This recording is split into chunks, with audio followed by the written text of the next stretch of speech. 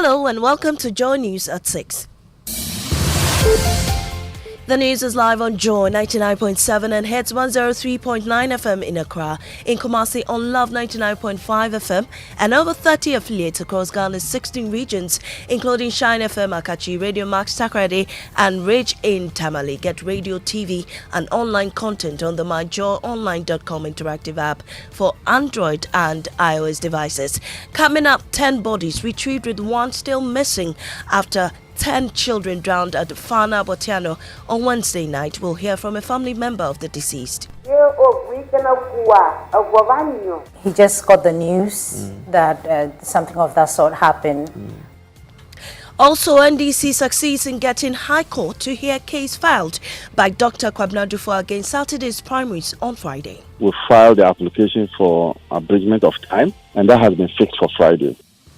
We have details as it hopes to obtain the green light to hold the polls in business. Reduction in loan advancement by banks to delay investment plans of private sector players beyond 2023. Details from Fitch Solutions on the Joy Business Report. Also, abandoned key hospital projects in the Ashanti region leave residents worried as pressure continue to mount on already existing facilities. The regional hospital at Sewua is completed. We are left with access road to the facility and dedicated electricity and water supply. We are very disturbed. It has become a nightmare. That's coming on Total Recall. I am Maame Esi Thompson. Please stay for details. In our first stories, 10 bodies have been retrieved with one person still missing after 12 children drowned at Fana Botiano Wednesday night. The children were returning from school in a boat when the tragedy struck. Though it is unclear what led to the incident, community members have constituted search parties to find the missing child. The only survivor is responding to treatment. Parent of one of the deceased has been speaking to Joy News. He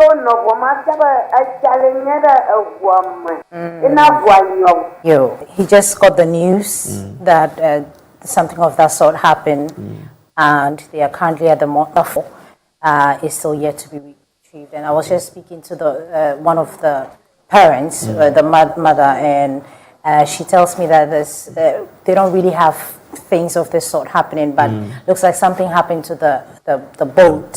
They are currently at the mortuary. They're hoping to find the other 4, but they can report that we have 6 of them are out, but not alive.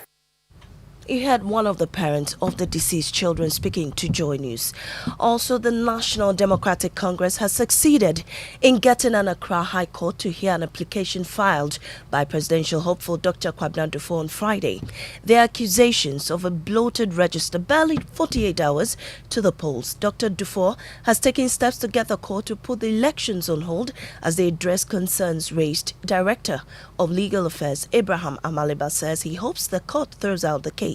Yes, I can confirm to you that we filed the application for abridgment of time, and that has been fixed for Friday. We actually wanted it like tomorrow, but the registry indicated to us that that is difficult because of some issues relating to scanning of the processes that will have to take place, and then the judge who is going to preside must also have foreknowledge of the process, and so the available time is Friday.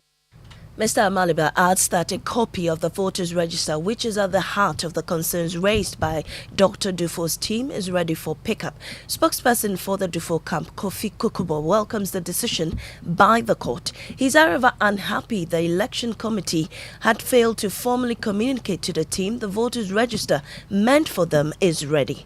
Yeah. So we ordered every single meeting. So why is this thing that we're invited for a meeting? I refuse to attend. We are demanding for those documents. Yes, more substantively, Kofi.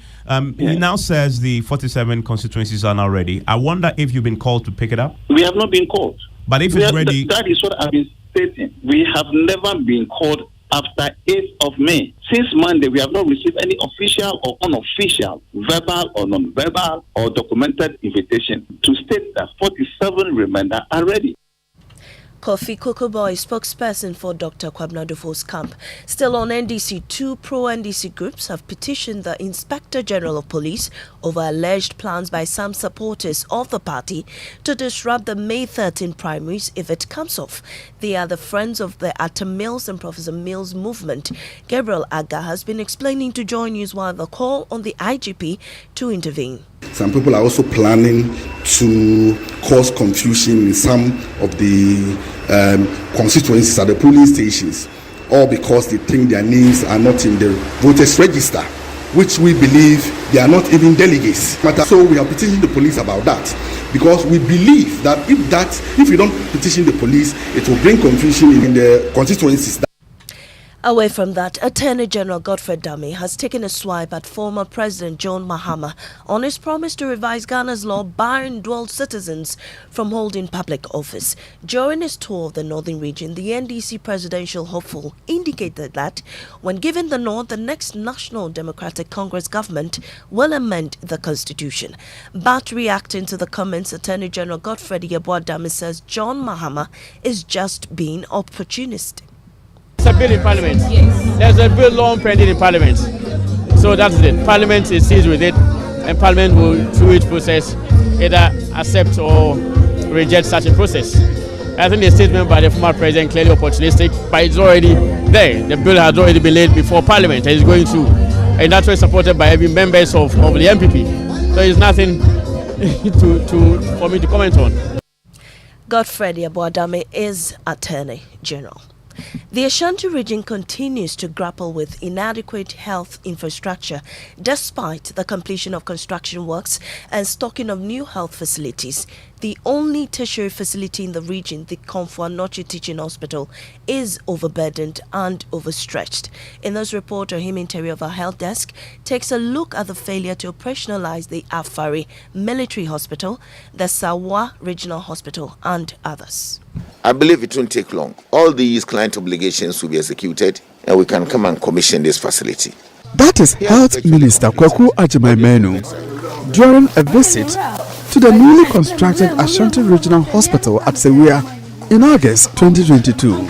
8 months on, the facility is yet to be put into use because government has failed to honor its client-related obligations. The fully equipped hospital at Sewia will be the third biggest health facility in the region. Several promises from the government to operationalize the facility remain a mirage. Sewia Jasihine, Nana Safo Echampong speaks for the frustrated residents. The regional hospital project started during former President Kufuor's regime. It's been 25 years since. The period saw former President Kufuor, former President Mills, followed by Mr. Mahama, then President Akufo-Addo, all contributing. But yet, the project is still not completed. The people of Sewua are not pleased with delays in completing the project. We are very disturbed. It has become a nightmare. The Ashanti Regional Director of the Ghana Health Service, Dr. Emmanuel Kojo-Tinkran, told the 2022 annual review meeting the Sewua Regional Hospital could be inaugurated in the last quarter of 2023. The regional hospital at Sewua is completed. We are left with access road to the facility and dedicated electricity and water supply. And that was Ohim Interior's report. Now to Tech Thursday. Hypertension has been identified as the greatest risk factor for stroke. More than 90% of stroke victims have high blood pressure. Fortunately, scientists in Ghana and Nigeria are using mobile phones to improve hypertension and other stroke risks. The intervention led to an 11-point reduction in systolic blood pressure of the study group. Joy News medical correspondent Dr. Netta Parsam speaks with the lead scientist, Professor Fred Stephen Safo of the Kwame Nkrumah University of Science and Technology for Tech Thursday. The study involved 100 stroke-free patients with at least 2 risk factors for stroke.